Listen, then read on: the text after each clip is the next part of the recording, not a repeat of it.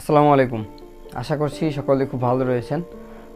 অনেক দিন আমরা আমাদের চ্যানেলে কোনো ভিডিও আপলোড করি না, সো আজকে হঠাৎ করেই চলে আসলাম চ্যানেলে ফেস ক্যাম ভিডিও নিয়ে। সো কী রেকর্ড করবো বা কী বলবো এটা হয়তো জানি না। সো যেহেতু চলেই আসছি, ফ্রিল্যান্সিং নিয়ে কিছু কথা বলা যেতে পারে। সো ফ্রিল্যান্সিং আজকের এই ভিডিওতে আপনি ক্লিক করেছেন দুইটা কারণ হতে পারে। একটা হচ্ছে আমার থাম্বনেইল দেখে, আর একটা হচ্ছে হয়তো আপনি আমাদের এই চ্যানেলের রেগুলার সাবস্ক্রাইবার, আমাদের চ্যানেলে মোটামুটি যা পাবলিশড করা হয় সেগুলো আপনি দেখেন। সো আর যেটা কারণ সেটা হচ্ছে ক্লিক বেট। সো থাম্বনেইলের ভিতর যদি আমরা ডলারের সাইন দিয়ে থাকি বা ফ্রিল্যান্সিং দিয়ে এত টাকা আয় করুন, অত টাকা আয় করুন, এইভাবে যদি কোনো কিছু লেখা থাকে, সো এই জিনিসগুলো যেই থাম্বনেইলেই থাকে সেখানেই হচ্ছে মানুষ ক্লিক করে বেশি। দুই ধরনের ভিডিওতে মানুষ প্রচুর পরিমাণ ক্লিক করে, যেগুলো হচ্ছে ক্লিক বেটের আওতায় নেওয়া যায়।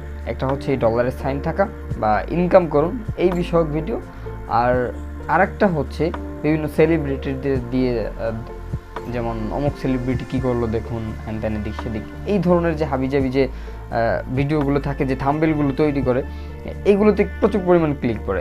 এবং এটা শুধুমাত্র ইউটিউবে যে সীমাবদ্ধ এমনটা না, ইউটিউব, ফেসবুক, আদার্স যে প্ল্যাটফর্মগুলো রয়েছে সেইখানে এগুলো চলতেছে। দেন হচ্ছে যে নিউজ চ্যানেলগুলো আছে তারা এগুলো ক্লিক বেট ইউজ করতেছে, কারণ তাদের হচ্ছে সবার হচ্ছে অডিয়েন্স দরকার। সো এইখানে যেহেতু মানুষ ক্লিক করতেছে, ভুয়া হোক সত্য হোক, মানুষ এগুলো দিয়েই করতেছে। সো ফ্রিল্যান্সিং করে মানুষ বলতেছে যে সরকার সহ বিভিন্ন নিউজ ইয়াগুলো দিচ্ছে যে ফ্রিল্যান্সিং করে অমুক এত টাকা ইনকাম করছে, অমুক এত টাকা ইনকাম করছে। সো আপনিও এই যে ইনকাম করতেছে ফ্রিল্যান্সিং করে, এই বিষয়টা কিন্তু মিথ্যা না, এটা কিন্তু সত্য। কিন্তু আপনি যে এটা পারবেন এর মধ্যে কোনো সত্যতা নেই। কারণ হচ্ছে ধরেন আপনাকে যদি আমি চাল, ডাল, আলু, মরিচ, পেঁয়াজ এগুলো যদি দিই, আপনাকে যদি বলি যে খিচুড়ি রান্না করতে, আপনি বলবেন যে অবশ্যই আমি খিচুড়ি রান্না করতে পারবো। সো আপনাকে যদি আমি ধরেন একটা মাউথ স্পিকার বা কিছু ইনস্ট্রুমেন্ট দেই, মিউজিক ইনস্ট্রুমেন্ট, যদি আপনাকে বলি নোবেল হইতে, আপনি কি পারবেন হইতে? হ্যাঁ, হইতে পারবেন, বাট ওর মতো না হলে ওর কাছাকাছি যাইতে পারবেন, ওর ভালো কিছু করতে পারবেন। তবে এইটার জন্য কিন্তু একটা লং টাইম আপনার স্কিল ডেভেলপ করতে হবে, আপনাকে প্রচুর পরিমাণে স্ট্রাগল করতে হবে, তারপরে হচ্ছে আপনি ওই জায়গাটায় পৌঁছতে পারবেন। দেখা যাচ্ছে 2, 4, 5, 10 বছর সময় লাগবে, তারপরে হচ্ছে আপনি ওইখানে যেতে পারবেন। সো ফ্রিল্যান্সিংয়ের বিষয়টা এরকমই। সো এটা খিচুড়ি রান্নার মতো না যে আপনাকে দিলাম আর আপনি করে ফেললেন। আপনার থাকতে পারে কম্পিউটার, ল্যাপটপ বা আপনার কাছে ফোন আছে, এইগুলো দিয়ে যে আপনি সাথে সাথে যে কিছু একটা করতে পারবেন এরকম কিছু না। আপনাকে এই সেক্টরে আসলে অন্তত প্রথমত যেই জিনিসটা করতে হবে সেটা হচ্ছে আপনাকে ধৈর্য নিয়ে আসতে হবে, আপনার কাছে টাকা থাকতে হবে। কারণ হচ্ছে ফ্রিল্যান্সিংয়ের যে কোর্সগুলো, আপনি বেসিক কোর্স অনেক জায়গা থেকে নিতে পারবেন, যে সঠিক যে প্রপার গাইডলাইন, এটা নেওয়ার জন্য অবশ্যই আপনাকে বিভিন্ন কোর্স করতে হবে, বিভিন্ন প্রতিষ্ঠান থেকে হয়তো বা কোর্স করা লাগতে পারে। সবার ক্ষেত্রে অবশ্য কোর্স করা লাগে না, সো বেশিরভাগ মানুষের ক্ষেত্রে কোর্স করা লাগে। সো আপনার কাছে টাকা থাকতে হবে। দ্বিতীয়ত কথা হচ্ছে, আপনি যদি চাকুরিজীবী হয়ে থাকেন, সেক্ষেত্রে আপনি যদি হুট করে আপনার চাকরিটাকে বাদ দিয়ে এই সেক্টরে আসেন, এটা হবে সব থেকে বড় ভুল ধারণা। সো আপনি চাকরি করার পাশাপাশি এটাকে করতে পারেন, বা আপনি স্টুডেন্ট, আপনার পড়ালেখাটাকে হচ্ছে মেইন ফোকাসে রাখতে হবে। দেন হচ্ছে এইটাকে আপনি যদি আস্তে আস্তে এই স্কিলটা আপনি যদি অর্জন করতে পারেন। সো ফ্রিল্যান্সিং জিনিসটা আসলে কি? ফ্রিল্যান্সিং আসলে যে আমরা যে অনলাইনে বাইরের লোকের কাজ করে দিচ্ছি শুধুমাত্র এটাই যে ফ্রিল্যান্সিং, এটা কিন্তু না।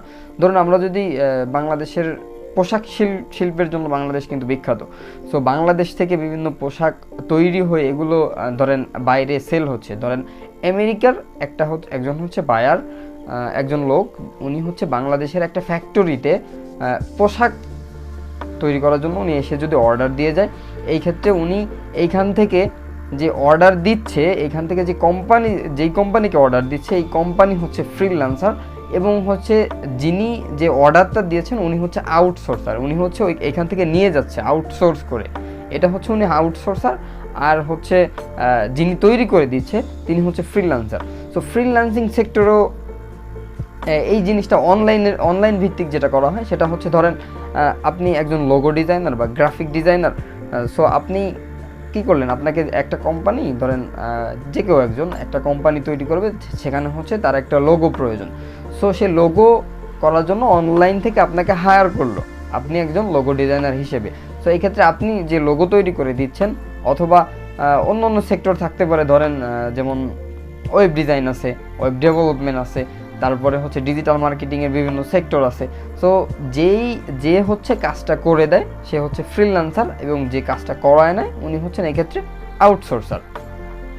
সো আপনি যে ফ্রিল্যান্সিং করতে যাচ্ছেন, ফ্রিল্যান্সিং করতে হলে আপনাকে অবশ্যই ধৈর্য নিয়ে আসতে হবে।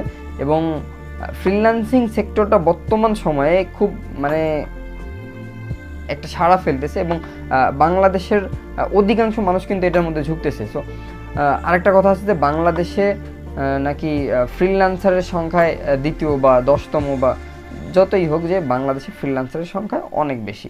সো এইটা কতটা মানে সত্য? সো বাংলাদেশে ফ্রিল্যান্সার বেশি হবে এটা স্বাভাবিক, কারণ বাংলাদেশে জনগণ বেশি। সো যেই দেশে জনগণ কম ওই দেশে যে সংখ্যায় ওরা বেশি হবে, বা যে কোনো একটা সেক্টরে ওরা সব থেকে বেশি হবে, এরকম কিন্তু হতে পারে না। সো ফোন ইউজের ক্ষেত্রে দেখবেন যে বাংলাদেশ 10তম অবস্থায় আছে বা 2-3তম অবস্থায় আছে। ধরেন ইন্টারনেট ইউজের ক্ষেত্রে এরকম বাংলাদেশ 10তম অবস্থায় আছে। সো যেহেতু বাংলাদেশে জনগণ বেশি, মানুষ বেশি, সেই ক্ষেত্রে বাংলাদেশ প্রত্যেকটা দিক দিয়ে এইভাবে এদিকে এগিয়ে থাকবে, এটা হচ্ছে স্বাভাবিক বিষয়। সো এর মানে এই না যে বাংলাদেশ এখন ফ্রিল্যান্সিং করে সবার ঊর্ধ্বে। সো বাংলাদেশ থেকেও কিন্তু ইন্ডিয়া, পাকিস্তান, তারপরে হচ্ছে অন্য যে আদার্স যে কান্ট্রিগুলো আছে ওইখানে কিন্তু ফ্রিল্যান্সার প্রচুর পরিমাণ রয়েছে। আর ফ্রিল্যান্সিং আপনি যদি করেন, সো সেই ক্ষেত্রে যে আমি আগেও বলছি এখনও বলতেছি, আপনি অবশ্যই আসবেন, তবে হচ্ছে আপনাকে সময় নিয়ে আসতে হবে এবং প্রচুর সময় থাকতে হবে আপনার। সো ধরেন সহজ একটা জিনিস আছে, সবাই প্রথমে ঢুকেই হচ্ছে ডিজিটাল মার্কেটিংয়ের কিছু কিছু ডাটা এন্ট্রি যে কাজটা, এইটাকে হচ্ছে সবাই বেছে নেয়। সো এইটা বেছে নেওয়ার ক্ষেত্রে এরকম, এটা সহজ হওয়াতে এটা সবাই বেছে নেয়। সো এটা বেছে নিতে নিতে এটার কম্পিটিটর মার্কেট প্লেসে এত পরিমাণ হয়েছে যে বায়ার কোথায়, মানে কাজের তুলনায়, বায়ারের কথা বাদ দিয়ে দিলাম, একজন বায়ারের তো অনেকগুলো কাজ থাকতে পারে, কাজের তুলনায় ফ্রিল্যান্সারের সংখ্যা এখন বেশি হয়ে গেছে মার্কেট প্লেসে, এরকম একটা অবস্থা আছে। সো এই সময়ে আপনি যদি ফ্রিল্যান্সিং সেক্টরে আসতে চান, সো অবশ্যই আপনাকে ক্রিটিক্যাল কিছু স্কিল অর্জন করতে হবে। সো আগে মানুষ যেভাবে ফ্রিল্যান্সিং সেক্টরে ঢুকতো, যেভাবে খুব সহজেই সেই কাজ শিখেই হচ্ছে মার্কেট প্লেসে ঢুকে আর্ন করতে পারতো, সো এখন কিন্তু ওইটা পসিবল না। এখন হচ্ছে প্রচুর স্ট্রাগল করতে হবে, নতুন নতুন যে নিয়ম আছে এই নিয়ম মাফিক হচ্ছে সামনের দিকে এগোতে হবে, দেন হচ্ছে সফলতা আসবে কি না এটা হচ্ছে ভাগ্যের ব্যাপার। ফ্রিল্যান্সিং কিন্তু অনেকটা ভাগ্যের উপরেও এটা হচ্ছে আসে। সো আপনার স্কিল থাকতে হবে, আপনাকে কাজ করতে হবে, কষ্ট করতে হবে, দেন হচ্ছে আপনার ভাগ্য থাকতে হবে, তবেই হচ্ছে আপনি ফ্রিল্যান্সিং সেক্টরে সফলতা পাবেন। এছাড়াও আপনি বিজনেস করতে পারেন। বর্তমান সময়ে অনলাইন ভিত্তিক বিজনেসগুলো কিন্তু প্রচুর পরিমাণ মার্কেটে সাড়া ফেলতেছে। সো মানুষ কিন্তু এখন আর একটা জিনিস লাগলে হুট করেই দোকানে যাচ্ছে না বা বাইরে যাচ্ছে না।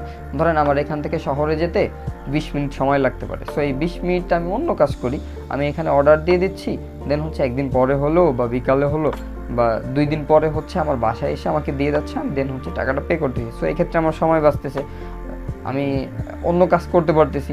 সো মানুষ কিন্তু অনলাইনের দিকে প্রচুর ঝুঁকতেছে।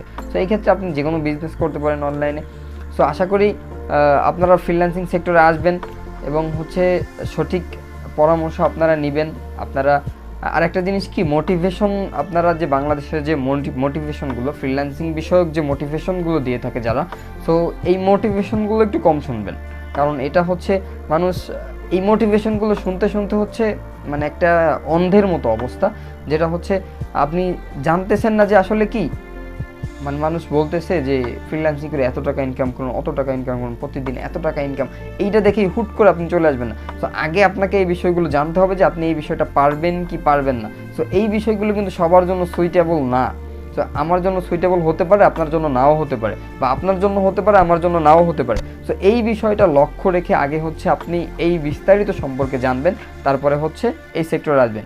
সো সকলেই ভালো থাকবেন, সুস্থ থাকবেন, দেখা হবে পরবর্তী কোনো ভিডিওতে। কথা হবে।